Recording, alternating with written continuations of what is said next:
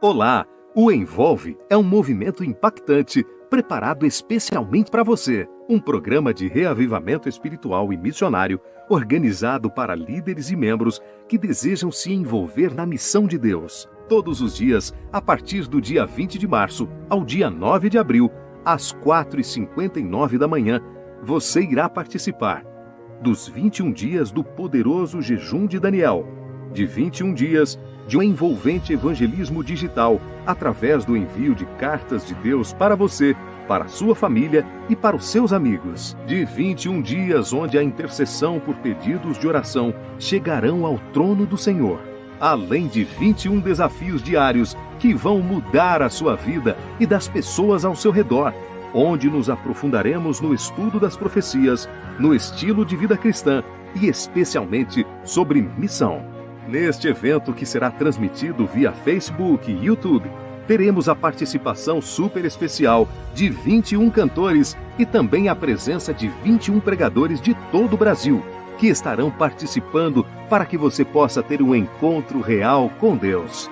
Hoje é um momento em que ainda somos capazes de sentir as marcas profundas que uma pandemia a nível global nos deixou. Essa será uma grande oportunidade para que o Senhor faça uma mudança radical em sua vida. E, claro, para participar e ficar por dentro dos sorteios e dessa programação diária, participe dos grupos de WhatsApp do Envolve. Continue com a gente, acesse nossas redes sociais e nos siga para mais informações.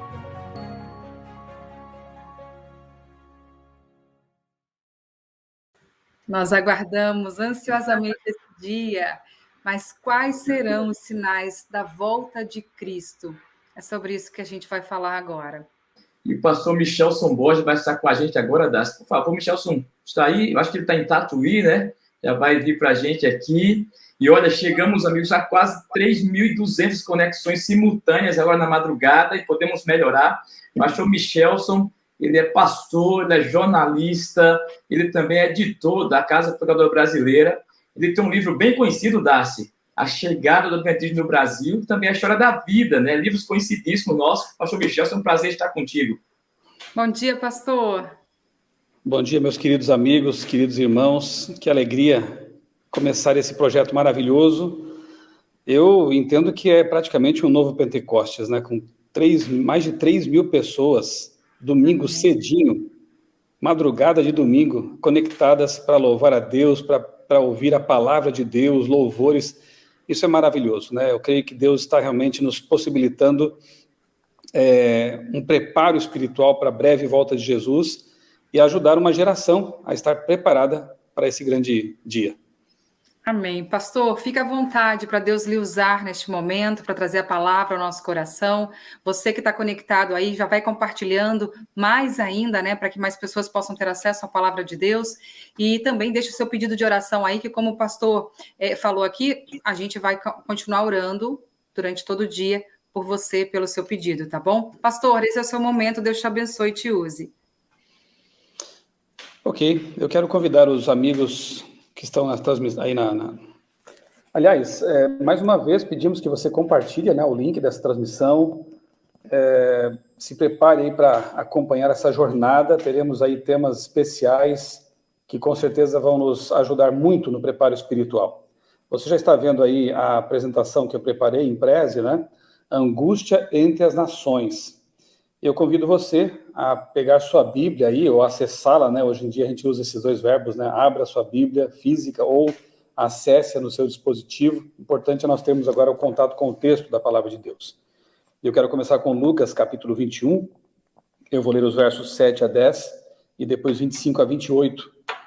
Note que aqui se trata do sermão profético de Cristo. São palavras de Jesus, muito importantes para o nosso tempo. Perguntaram a Jesus: Mestre, quando será isto? E que sinal haverá quando estas coisas estiverem para acontecer? Jesus respondeu: Tenham cuidado para não serem enganados, porque muitos virão em meu nome dizendo sou eu, e também chegou a hora, porém não vão atrás deles. Quando vocês ouvirem falar de guerras e revoluções, não fiquem assustados, pois é necessário que primeiro aconteçam essas coisas, mas o fim não será logo. Então Jesus disse: Nação se levantará contra nação, reino contra reino, haverá grandes terremotos, epidemias e fome em vários lugares, coisas espantosas e também grandes sinais vindos do céu. Agora, verso 25. Haverá sinais no sol, na lua e nas estrelas, sobre a terra, angústia entre as nações, em perplexidade por causa do bramido do mar e das ondas. Haverá pessoas que desmaiarão de terror e pela expectativa das coisas que sobrevirão ao mundo, pois os poderes do céu serão abalados. Então verão o Filho do Homem vindo numa nuvem, sabemos que é uma nuvem de anjos que rodeia o Salvador. Então verão, depois de tudo isso, né? Ora, quando estas coisas, todo esse pacote de sinais dados por Jesus, quando estas coisas começarem a acontecer, levantem-se, fiquem de cabeça erguida, porque a redenção de vocês se aproxima. Agora, Mateus, capítulo 24, que é o relato correlato, né? Paralelo aqui de Mateus, correspondente ao Lucas 21. Eu quero ler apenas os versos 37 a 39 de Mateus 24, que dizem assim: Pois assim como foi nos dias de Noé, assim também será a vinda do Filho do Homem.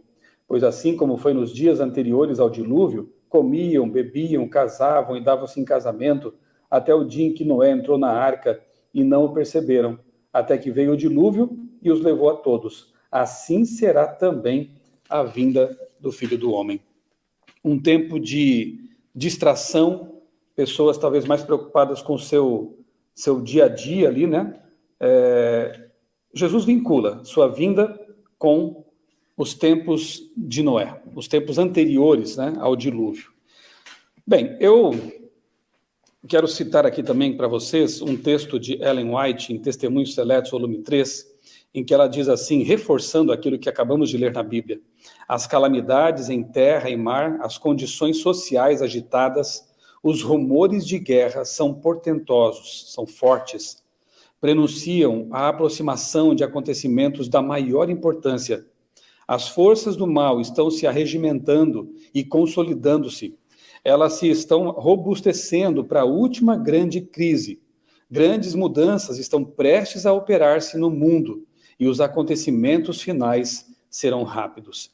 E nós estamos vendo realmente grandes mudanças, coisas que nós não esperávamos acontecerem justamente em nosso tempo. Eu criei duas palavras, eu trabalho com letras, né, com palavras, eu sou um dos editores da Casa Publicadora Brasileira e passo meus dias trabalhando com textos, né? São neologismos, então você não vai encontrar isso no dicionário. Exosinais, e depois você vai ver que eu também trago aqui uma proposta de palavra nova que é endossinais. Exo, você deve se lembrar aí de exoesqueleto, exotérmica, reação exotérmica da química, né? Tem que ver com aquilo que vai para fora, né? Exotérmico é reação que produz calor. Endotérmico, uma reação que absorve calor. Exoesqueleto, os insetos têm, por exemplo, esqueleto externo. Nós, humanos, temos endoesqueleto, está lá dentro de nós.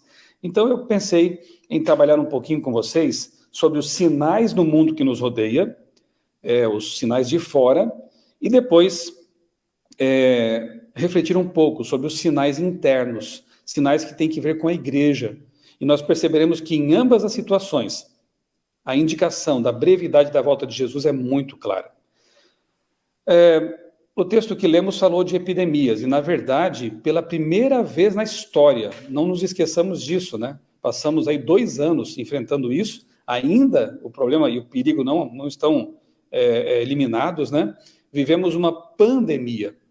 Por causa da globalização aí, esse vírus, o Covid, né? O vírus do Covid, o SARS-CoV, ele se espalhou por todo o planeta, não houve nação, não houve país que estivesse livre desse problema. Dados aí da Johns Hopkins apontam, você está vendo aí na tela, 466 milhões de casos confirmados da doença. Mais de 6 milhões de mortes causadas diretamente por essa doença, é praticamente um holocausto.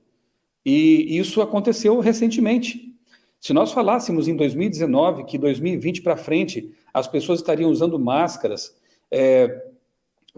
palavras como lockdown passariam a fazer parte do nosso vocabulário, isolamento social, uma coisa impensada, mas tudo isso aconteceu nos últimos 2 anos. Muitas pessoas estão agora enfrentando doenças emocionais por conta dessa situação toda de medo, de insegurança, de perdas. Eu, infelizmente, perdi meu pai, um homem saudável, que foi acometido por essa doença. Então, uma situação que realmente deixou marcas profundas, físicas e emocionais. Muita gente ainda está sofrendo com sequelas, né, com síndromes pós-Covid. E quando nós estávamos pensando que o mundo começaria a se recuperar, a economia, o sistema de saúde, outra coisa impensável em pleno século XXI, uma guerra terrível começa lá no leste europeu. No dia 24 de fevereiro, a Rússia, as tropas russas invadem a Ucrânia. E aí começa uma guerra que tem dizimado aquele país e levado o mundo a novamente falar de coisas que, olha, eu fico assim estupefato, porque eu ouvia isso na minha infância. Guerra nuclear, Terceira Guerra Mundial, conflito atômico, coisas assim que nós não esperávamos mais que fossem, né, ameaçar o nosso planeta. E aí está uma notícia recente, né? Eu vi que a revista Isto É vai publicar aí nesse fim de semana, para esta semana, essa matéria de capa, o risco da Terceira Guerra, evento bélico global e nuclear, deixou de ser um delírio apocalíptico para se tornar uma possibilidade cada vez mais real. Nervos à flor da pele e capacidade destrutiva se somam ao esgotamento de diplomacia, à humilhação de sanções econômicas à Rússia e levam o planeta para um buraco cada vez mais fundo. A Polônia, que faz parte da OTAN, tem apoiado muito ali a Ucrânia, recebendo refugiados, enviando armamentos, enfim. Se em algum momento a Rússia atacar a OTAN, nós temos que esperar aí um conflito muito mais sério, porque aí os países que compõem o Tratado do Atlântico Norte têm ali uma cláusula que diz o seguinte: se um país da OTAN é atacado, todos têm que se envolver nesse conflito e apoiar aquele país. Então o mundo está realmente num momento de angústia entre as nações, como previu Jesus. E essa guerra já tem trazido algumas consequências, como, por exemplo, o aumento da fome, que é outro sinal que antecede a volta de Cristo. O Programa Alimentar Mundial das Nações Unidas reforçou hoje, isso foi no dia 11, né, deste mês, que as consequências da invasão da Ucrânia pela Rússia estão desencadeando uma onda de fome que se espalha por todo o mundo. E aqui nós vemos que os países que estão começando já a sofrer com esse problema são países da África, Egito, Congo, Burkina Faso, Líbano, Líbia, Somália, Sudão e Iêmen. Infelizmente, tristemente, sempre são os mais pobres que acabam sofrendo primeiramente com esses problemas. A Ucrânia e a Rússia, assim como o Brasil, são chamados de celeiros do mundo. Produzem trigo, por exemplo, para esses países. E agora a produção está interrompida. Então, nós não sabemos realmente as consequências terríveis que virão devido a esta guerra aí na Ucrânia, né? Cenas tristes demais, como esta aqui, por exemplo, lá em Mariupol, uma cidade que foi devastada, está sendo bombardeada constantemente pelas tropas russas, né? Ali em Mariupol, mais de 2.000 civis já morreram nesse conflito. E essa cena aí, que me deixou muito triste, é de uma jovem senhora sendo resgatada, segurando ali a barriga, ela está grávida, e infelizmente mãe e bebê morreram. Há muitos e muitos casos como este, né? Cenas que partem o coração de você ver um pai se despedindo dos seus filhos, da esposa, porque os homens ali até 60 anos de idade tiveram que ficar na Ucrânia para combater.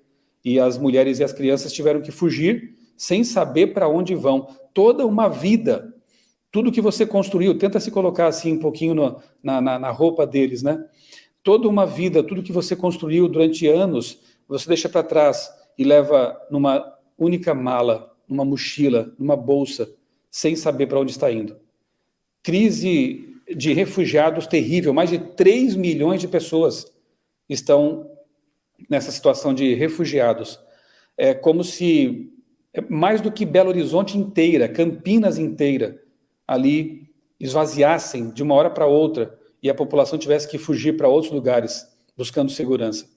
Eu quero deixar aqui algumas tarefas de casa para você. Eu gravei já alguns vídeos que estão disponíveis em meu canal no YouTube, Michelson Borges. Um deles é este aqui. Eu conversei com o diretor da ADRA Europa, uma entrevista realmente tocante, para falar um pouquinho sobre o que está sendo feito lá. E é um momento em que a gente fica triste, mas também feliz com o que a igreja tem feito pelos refugiados. Várias de nossas igrejas ali naquela região estão sendo transformadas em dormitório, estão acolhendo refugiados, dando abrigo, um colchão ali nas dependências da igreja, alimento, né, para essas pessoas, um banho ali quente para elas, é inverno lá também para piorar a situação, e comboios da ADRA, eu vi fotos assim que são realmente, nos enchem de orgulho santo, se eu posso dizer assim, né, de ver assim como o nosso povo tem se mobilizado, comboios de vans atravessando a fronteira para a Ucrânia, porque muitas pessoas não conseguiram sair de lá, e irmãos nossos arriscam a vida para levar alimento, levar kits de higiene, podendo ser bombardeados, porque as tropas podem pensar que estão levando algum tipo de arma. Realmente é uma situação muito grave, e nos enche de alegria ver a reação da nossa igreja, de outras agências humanitárias também. Oremos muito pela ADRA, pelos voluntários e pelas pessoas da igreja que trabalham ali nessas regiões, né? Esta aqui é uma jovem senhora chamada Vitória, é uma das muitas pessoas que têm sido alojadas em igrejas, ela está ali com seus filhos, recebem 3 refeições gratuitas, roupas de cama, e todos os dias a Vitória liga para o esposo lá na Ucrânia, para saber se ele ainda está vivo. É difícil, né, a gente aqui no Brasil conseguir imaginar essa situação toda. Oremos, e oremos muito por essas pessoas. Outros sinais não pararam, é que os noticiários agora, a mídia toda está cobrindo a guerra e monopolizou o noticiário. Mas saibam que esta semana que passou, na verdade, houve um terremoto com risco de tsunami de 7,3 graus na escala Richter, lá no Japão. Terremotos continuam ocorrendo o tempo todo neste planeta. O Brasil confirma 2 casos da chamada Delta Cron, uma nova variante aí que espero em Deus que não se espalhe, porque ela combina características da Delta com a Omicron. E já está realmente causando problemas aí na China, em outros países, e 2 casos confirmados aqui no Brasil. Eu entendo que essa endemia, agora podemos chamar assim já, né, ela não nos deixará tão cedo. E, na verdade, a previsão profética é de que epidemias ocorrerão até o fim. Este projeto aqui do Envolve tem um braço aí, você percebeu, né, que tem a ver com a saúde. Claro que os esforços sanitários são muito importantes, né, vacinas, tratamentos, mas também demos uma força para isso, cuidando do nosso corpo. Mais do que nunca precisamos viver os chamados 8 remédios naturais, para que possamos ter o máximo de saúde que pudermos ter para enfrentar tudo o que virá. Nova lei na China torna cultos e reuniões de igrejas online ilegais. Não é porque vivemos num país com relativa liberdade religiosa que não estejam acontecendo perseguições pelo mundo. Os irmãos lá na China sofrem muito com essa perseguição. Eles que já não podiam praticamente fazer cultos presenciais, agora nem mais podem fazer cultos online. O governo chinês proibiu isso aí. Cristãos são presos por vender Bíblias em áudio na China. Já pensaram isso? Presos. Partido Comunista obriga chineses a tirar imagens cristãs de suas casas. A sua casa é invadida pelos oficiais do Partido Comunista. Ali, se encontrarem um quadro de Jesus, ou dos 10 Mandamentos, ou dos nossos irmãos católicos, que quem sabe tenham ali alguma imagem que eles cultuam, né, veneram, essa pessoa pode ser presa. E aquelas imagens ali cristãs, elas são trocadas por fotos dos líderes do Partido Comunista. Isso é muito triste e está acontecendo neste momento também no Irã, no Afeganistão. Irmãos estão sendo presos por pregar o evangelho e por não rejeitarem o nome de Cristo. Outro assunto interessante que eu tenho acompanhado ao longo de alguns anos já, cientistas criam 132 embriões com uma combinação entre macaco e humano na China. O que parecia impensável está sendo feito. Eu não vou entrar em detalhes aqui porque o tempo é curto, mas eu vou ler só uma citação de Ellen White no Spiritual Gifts, volume 3, em que ela diz assim: mas se há um pecado acima de todo, outro pecado que atraiu a destruição da raça pelo dilúvio, Lembra que eu li sobre os dias de Noé? Foi o aviltante crime de amálgama de homem e besta que deturpou a imagem de Deus e causou confusão por toda parte. Ellen White não falou mais desse assunto no tempo dela, foi a orientação do anjo, inclusive. Não falou porque, claro, esse assunto era muito chocante para aquele tempo, século XIX. Imaginar mistura de homens e animais por via sexual era uma coisa impossível, de fato é. Mas eles não imaginavam que a engenharia genética se desenvolveria a tal ponto de hoje estarem fazendo experimentos de mistura de características genéticas de ser humano com animais. Eles dizem, esses pesquisadores, que eles interrompem a gestação depois de pouco tempo ali. Mas eles dizem, agora o que fazem de fato a gente não consegue imaginar, né? Será que é mais um motivo para Deus dizer basta, chega disso, brincar com a vida? Não. Aguardemos, né? Eu deixo aqui mais umas tarefinhas para vocês. Vá ao meu canal depois ali e coloca a palavra amalgamação no buscador e você vai encontrar alguns vídeos em que eu abordo esse assunto com mais detalhamento. Vamos aos endossinais agora, rapidamente. Já falei de exossinais, sinais de fora, no mundo que nos rodeia. E há muitos sinais no mundo físico, no mundo ecológico, no mundo social, moral. E não daria tempo de tratar de todos eles. É muito sinal acumulado. É aquilo que Jesus disse, né? Quando virdes todas essas coisas acontecendo, levantem a cabeça. Eu tuitei, né? Meu Twitter é @criacionismo. Esta semana o seguinte: Jesus Cristo é o mesmo ontem, hoje e para sempre. Não se deixem levar por doutrinas diferentes e estranhas. Hebreus 13, 8 e 9. E completei. Não aceite cristos deturpados e ideologizados. Não aceite doutrinas deturpadas e ideologizadas. Fique com a Bíblia e com o Jesus da Bíblia. 2 Timóteo 4, 3 e 4, Paulo já fazia também ali uma advertência importante. Ele diz que viria o tempo em que não suportariam a sã doutrina, aquilo que está na Bíblia, aquilo que aprendemos, a verdade, né, a mensagem que uma vez foi entregue aos santos. Pessoas não suportariam mais essa mensagem sã e simples.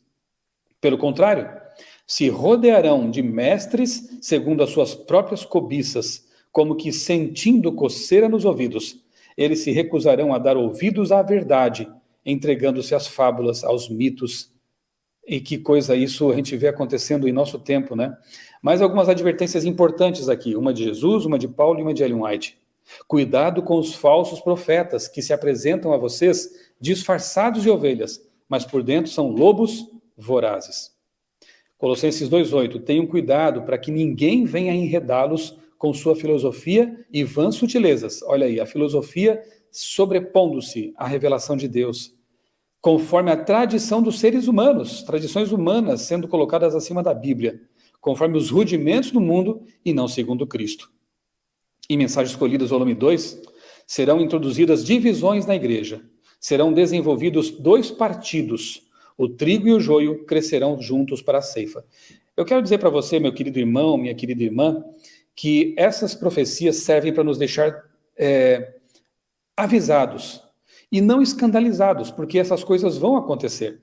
Ao mesmo tempo que há um grupo se afastando da palavra de Deus, há um grupo como este aqui, mais de 3.000 pessoas, de madrugadinha, domingo, buscando a palavra de Deus. Então nós vemos realmente o crescimento aí de 2 grupos na igreja. Um grupo que quer o reavivamento verdadeiro com base na palavra de Deus e um grupo que está se afastando disso. Não nos escandalizemos. Isso já foi anunciado. Façamos o seguinte, vamos nos unir ao grupo que está buscando a Deus, buscando uma verdadeira reforma de vida e reavivamento. Divisões na igreja, nós veremos isso, infelizmente, mas está profetizado. Fiquemos com o grupo que está buscando a Deus de todo o coração. Deixa eu contar para vocês rapidamente aqui parte da minha experiência de conversão. Eu não nasci no lar adventista, me tornei adventista com 18 para 19 anos, e esses 3 homens aí na tela tiveram grande influência sobre a minha vida, até meus 19, 18 anos ali. 2 estão mortos já e um vive, né? Charles Darwin, Karl Marx, e este aqui de lado ali é o ex-frei católico Leonardo Boff. Como eles me influenciaram? Veja, aqui está a capa do primeiro livro que eu escrevi, eu tinha 15 anos, eu datilografei. Ao dizer isso, eu já estou me denunciando a idade, né? Datilografei esse livro aí, Projeto Alfa, e eu mostro para provar que eu realmente fui um darwinista. Na verdade, um evolucionista teísta, porque eu era um católico praticante nesse momento aí, até esse momento, e assim como os papas, né, ensinam, eu cria que Darwin e Deus estavam juntos e que Deus havia usado o processo evolutivo para trazer a vida à existência. Hoje eu entendo que isso é uma heresia terrível, porque coloca Deus como o autor da morte, o autor do pecado praticamente, porque o pecado, a história do pecado está contada ali em Gênesis 3, e se esse relato é mitológico, como querem os evolucionistas teístas, a própria redenção passa a ser uma história muito estranha, porque Jesus veio pagar que dívida, se aquilo lá foi um mito. Ele é tido, então, como eu acreditava naquele tempo, quando católico, era tido como um mero revolucionário político, e não como o redentor do mundo. Graças a Deus, essa mensagem criacionista me encontrou no ensino médio, quando eu cursava Química, e a minha mente foi totalmente reformulada, a minha cosmovisão foi trocada, e hoje eu entendo realmente todo o processo, o plano de Deus. Eu sei que nós somos, né, criados por Deus com um propósito, não somos animais evoluídos, como eu cria no passado. Então a evolução teísta teve uma influência forte sobre mim. Em 88 eu fiz parte de uma encenação de Natal, na igreja matriz ali de Criciúma, onde eu nasci, católica, e isso aí marcou um envolvimento mais efetivo, assim, meu, na igreja católica naquele tempo, né? Aqui um grupo de jovens do qual eu fiz parte, foi realmente uma bênção na minha vida, eu sempre digo isso, né? Eram pessoas de Deus, e isso me protegeu de muitas más influências. E eu passei a me envolver em várias programações da igreja, encenações, procissões, movimentos sociais, porque eu pertencia às comunidades eclesiais de base. Sim, nós éramos envolvidos com a teologia da libertação. Esse é o ponto. E aí, nessa fase, eu também tive o desejo de ser padre, passei um tempo no seminário católico ali de Tubarão, próximo de Criciúma. Depois eu acabei entendendo que, graças ao conselho de um amigo padre, que eu era muito jovem ainda, muito novo, eu precisava terminar o ensino médio, conhecer um pouco mais da vida, e no ensino médio, graças a Deus, eu conheci, então, a Igreja Adventista e a mensagem criacionista. Então, não voltei mais para o seminário, claro. Nessa fase da minha vida, eu tive contato pela primeira vez com algo que eu não conhecia. Fui saber disso tempos depois, a chamada alta crítica, que está na base dessas teologias atuais, chamadas teologias de libertação. E teologias identitárias também, como teologia queer, teologia negra, teologia feminista e outras aí. Como eu estava conhecendo a Bíblia com um jovem adventista, eu quis apresentar essas mensagens para os meus amigos do grupo de jovens, e inclusive apresentei isso lá naquele grupo, e até preguei algumas vezes quando o padre não podia ir à nossa comunidade. Nós ficávamos responsáveis pela missa, e eu cheguei a pregar sobre a volta de Jesus, acreditam? Sobre o estado do ser humano na morte, e isso acabou determinando quase que a minha expulsão ali do grupo de jovens. Foi um processo bem doloroso, mas, enfim, foi até necessário. E, devido ao fato de eu estar incomodando aquelas pessoas, digamos assim, né, com as minhas revelações, os meus estudos, marcaram um curso bíblico naquela comunidade, na verdade na paróquia toda. Convidaram um ex-seminarista para ser o professor. Eu fiquei feliz, eu queria estudar a Bíblia e queria que apresentassem, né, a versão que eles podiam apresentar. Mas, infelizmente, na primeira aula já a coisa foi um choque. Aquele seminarista começou a usar textos como o Êxodo, mas num contexto marxista, apresentando os judeus, os hebreus como os proletários, os egípcios como os opressores. Quando havia algum milagre relatado, como a passagem pelo Mar Vermelho, ele dizia que, não, isso não foi bem assim, a maré estava baixa, e então eles atravessaram com água pela cintura, que todos os milagres foram sendo desconstruídos, e toda a narrativa bíblica usada num contexto mais marxista, de teologia da libertação. E aquilo chocou a mim e a vários dos meus amigos. Nem precisa dizer que o curso não avançou muito, acabou sendo cancelado, porque as pessoas ficaram muito chocadas. E hoje eu entendo, isso era realmente a teologia da libertação. E já no século XIX, Ellen White criticava fortemente essa alta crítica que está na base dessas teologias, que veem a Bíblia com uma ótica humana e não fazem o contrário, deixam que a Bíblia desfaça nossos preconceitos e construa a nossa visão. Por exemplo, nesse texto aqui ela diz: qual é a condição do mundo atualmente? Não é a fé na Bíblia hoje destruída tão eficazmente pela alta crítica e as especulações como o era pela tradição e o rabinismo nos dias de Jesus? No professo mundo cristão, mesmo nas professas igrejas de Cristo, quão poucos são regidos por princípios cristãos?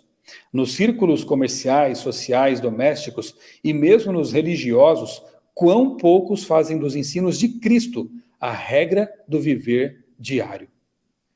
Mesmo estudo da Bíblia, isso está no livro Educação, como muitas vezes é feito nas escolas, está despojando o mundo do imprescindível tesouro da palavra de Deus. A obra da alta crítica e dos herdeiros dela, dissecando, conjecturando, reconstruindo, só faltou usar a palavra na moda que é atualizando, né? Está destruindo a fé na Bíblia como uma revelação divina. Está despojando a palavra de Deus do poder de dirigir, enobrecer e inspirar vidas humanas. Se a Bíblia é apenas a construção de seres humanos, se a Bíblia não é a palavra de Deus, mas a história, narrativa de homens que andavam com Deus, como que dizem alguns por aí, ela acaba perdendo o seu poder de transformação. Por que eu vou me aproximar da Bíblia, lê-la com a fé de que ela vai mudar a minha vida, a minha mente, o meu comportamento, se eu não mais creio que ela é a palavra inspirada de Deus? Isso é bem complicado, esse tipo de pensamento. Vejam só, por exemplo, uma citação aqui de Leonardo Boff, aquele que nós seguíamos, né, na juventude, no livro Igreja, Carisma e Poder, página 128, ele escreveu: a Bíblia não é a palavra de Deus, num sentido objetivo, nem o sistema de uma doutrina de fé. É o resultado da história e da pregação da cristandade primitiva. Bem, é muito complicado um adventista do sétimo dia adotar um tipo de pensamento como esse, sendo que no livro Nisto Cremos, eu creio que você tem esse livro em casa, na sua estante, na sua gaveta, pega lá em algum momento e leia a crença fundamental número 1, que é a base para todas as nossas crenças. Está aqui nesse livro. O que um adventista do sétimo dia crê com relação à Bíblia? Ele crê que a Bíblia é a palavra inspirada de Deus e infalível. Não inerrante, é uma outra história, mas infalível. E é a suprema regra de fé, prática, conduta de um cristão verdadeiro. Não combina, não liga esse tipo de pensamento de uma teologia como a da libertação com aquilo que um adventista do sétimo dia de fato crê. Então são ideias estranhas que alguns estão tentando trazer para o meio cristão, né? Nessa dissertação de mestrado do Roberto Carlos Conceição, sobre ecoteologia, a teologia ecológica da libertação de Leonardo Boff, que é interessante, o Boff passou por uma evolução, digamos assim, ele que nos anos 80, lá quando eu o lia, né, falava que os pobres devem ser a opção preferencial da igreja, como se fossem os proletários, né? Ele altera um pouco essa teologia dele, que agora é chamada de ecoteologia, para colocar o planeta Terra como o foco, como esse grande agredido.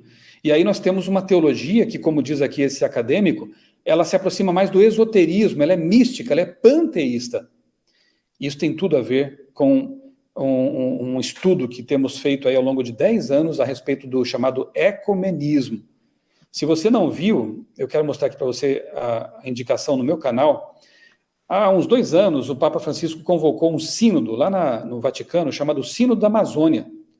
Eu tive o trabalho de ler todo o documento ali que eles estudaram, chamado Instrumentum Laboris, para ver qual era o conteúdo que os bispos estariam estudando naqueles dias, e os arcebispos, né? Amigos, parece mais um documento realmente panteísta, de uma teologia indigenista e muito pouco de Bíblia. Realmente é um paganismo novo, né? Um ecopaganismo, um ecossocialismo, né? Uma teologia ambientalista. E deixa eu mostrar algo para vocês aqui, e tem outras palestras também no meu canal, né? O Povo do Advento, a Marca da Besta e o Domingo Climático. Olha ali aquele logotipo, Climate Sunday. Existe esse projeto, esse esforço, sim, de transformar o domingo num dia para celebrar a Terra, um domingo climático, né? Como eles têm chamado. E deixa eu ver se eu consigo mostrar para você aqui no meu celular, porque isso aqui eu vi esta madrugada, uma notícia recente. Aqui está. A Agência Internacional de Energia está pedindo que as pessoas não dirijam seus carros aos domingos. Por quê? Porque estamos vivendo uma crise de combustíveis agora. A produção de petróleo caiu drasticamente, o preço dos combustíveis está aumentando, e aí, para tentar minimizar os efeitos dessa crise, a Agência Internacional de Energia está pedindo que as pessoas não dirijam aos domingos, pelo menos para economizar um pouco. Essa ideia, essa bandeira, ela está ganhando força, o domingo climático. O motivo não seria exatamente algo, talvez nem seja necessário impor tanto assim essa lei sobre as pessoas, porque a mente delas já está preparada praticamente para a aceitação disso. No meu canal também tem uma live que fiz com amigos pastores a respeito da história triste de Kellogg, Jones e Waggoner, 3 ex-adventistas que apostataram. E é curioso ver como a história se repete. No caso de Kellogg, ele foi seduzido pelo panteísmo e apostatou completamente.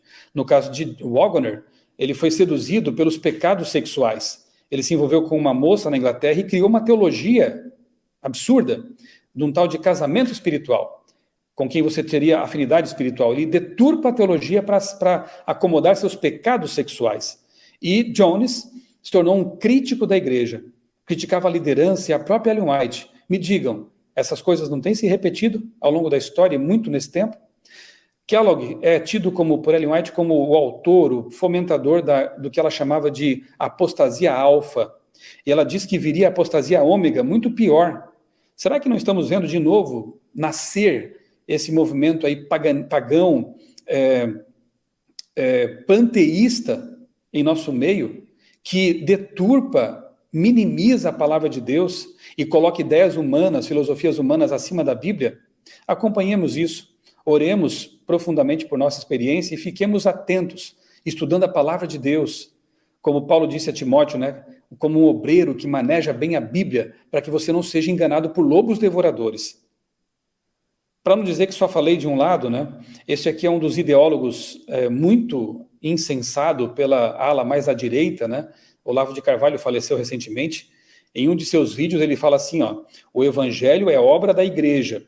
Diretamente, ele está falando da interpretação sem intermediários que não seja o Espírito Santo, diretamente só se Jesus aparecesse em sua frente e dissesse.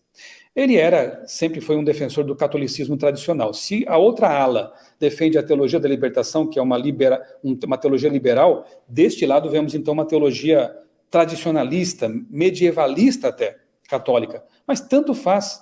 O objetivo é levar todos para o colo de quem? Da besta de Apocalipse 13. Então, se uns relativizam e recortam a mensagem da Bíblia, outros tentam monopolizá-la. Uns filtram pela cultura, outros pelo clero. Percebeu como de qualquer lado as pessoas poderão ser enganadas? Como a centralidade, o equilíbrio, o conhecimento profundo da palavra de Deus são a solução para nós? Para mim foi. Em 1991, dezembro, eu fui batizado na Igreja Central de Criciúma. E isso marcou para mim realmente a verdadeira libertação. A teologia da libertação nunca me libertou. Na verdade, eu nem sabia que Jesus ia voltar, acreditam? Eu pensava que a solução vinha pela política, pelo reino de Deus implantado na terra. Mas eu descobri na Bíblia que, sim, nós temos que fazer o nosso melhor para amenizar o sofrimento das pessoas. Nós temos que fazer o nosso melhor para amenizar o sofrimento dos pobres, dos menos favorecidos, mas entendendo que a solução definitiva é a volta de Jesus. Por isso nós amamos a volta de Jesus, por isso nós clamamos pela volta de Jesus, por isso nós pregamos sobre esse evento, porque quando Cristo voltar, tudo que há de triste, todas as guerras, a fome, a injustiça desaparecerão. Como foi bom entender isso, como foi libertador para mim compreender isso. Eu quero concluir, queridos, lendo aqui 3 versos de Tito, da carta de Paulo a Tito. Tito, capítulo 2, versos 11 a 13. Que mensagem poderosa. Eu gostaria de deixar com você esse texto, para que você vá para o seu dia, para a sua semana, refletindo nessas palavras inspiradas do apóstolo Paulo. Ele escreveu: porque a graça de Deus se manifestou trazendo salvação a todos. Ela nos educa para que, renegadas a impiedade e as paixões mundanas, vivamos neste mundo de forma sensata, justa e piedosa, aguardando a bendita esperança e a manifestação da glória do nosso grande Deus e Salvador, Jesus Cristo. Como viver enquanto aguardamos a breve volta de Jesus? Aceitando a graça de Cristo, o perdão dos nossos pecados, entendendo que a graça não só perdoa, mas educa, ela nos aprimora, nos transforma, nos torna melhores homens e mulheres. A graça educa. Renegadas a impiedade, as paixões mundanas, pelo poder que vem de Deus, nós vivemos uma nova vida e abandonamos aqueles pecados que nos acorrentavam no passado. Viveremos de maneira sensata, inteligente, justa e piedosa neste mundo, aguardando e pregando o evangelho enquanto aguardando a bendita esperança da volta de Jesus. Que esta série de estudos, de oração, de testemunhos, de louvores aqui nas madrugadas dos próximos 20 dias transforme a nossa vida. Possamos estar cada vez mais perto de Jesus e assim ardendo em nosso coração o desejo de que ele volte logo. Ajudemos a preparar uma geração para a volta de Jesus. Eu não sei se nesta mensagem aqui eu falei para alguém que precisa ser batizado, algum amigo aí que precisa passar pelo batismo, como eu passei lá nos anos 90. Não sei se eu falo para alguém que precisa ser rebatizado, ou alguém que precisa de uma renovação espiritual, precisando de oração. Que tal você colocar no chat aí da transmissão, eu quero ser batizado, ou então, eu quero ser rebatizado, eu quero que orem por mim, eu quero ter uma nova experiência com Deus. Esse é o momento. Aproveite esta série de pregações, de lives, e faça uma renovação espiritual. Eu vou orar agora por você, por nós todos, para que Deus realmente nos envolva na missão e nos transforme, para que possamos estar preparados para a volta de Jesus. Oremos. Amado Deus, maravilhoso Pai, nosso Criador, nós te louvamos, Senhor, por esses momentos especiais que são um chamado teu para a nossa transformação. Senhor, quase 3.500 pessoas conectadas, buscando o batismo do Espírito Santo. Nós vemos que realmente tu tens preparado o caminho para que a tua igreja seja reavivada. Neste momento, Pai, eu oro de modo especial por aqueles que estão assistindo e quem sabe ainda não passaram pela experiência maravilhosa, libertadora do batismo. Que eles possam se preparar para isso e resolver isso o quanto antes. Se eu estou falando também para alguém que está afastado dos caminhos de Deus e precisa ser rebatizado, Pai, que essa pessoa sinta profundamente esse desejo, fortemente esse desejo, e restabeleça esse relacionamento contigo e com a igreja. Se há alguém entre nós se sentindo fraquinho na fé, um pouco desanimado, quem sabe, Senhor, que esses 21 dias de jejum de Daniel, de busca pelo poder do alto, transformem essa pessoa, para que ela saia da condição de desanimada, quem sabe laodiceana até, e seja reavivada, e assim seja um instrumento poderoso para alcançar outras pessoas para Jesus. Abençoa os pastores que estão trabalhando nos bastidores, os irmãos, as irmãs que estão envolvidos nessa programação toda, Senhor. Dá-lhes muita saúde, poder do alto, e abençoa, Senhor, a APAC que está promovendo este evento, os cantores que vão participar aqui, que tudo seja feito, Senhor, para a tua honra e tua glória. Nós oramos e agradecemos por tudo, em nome do Senhor Jesus. Amém.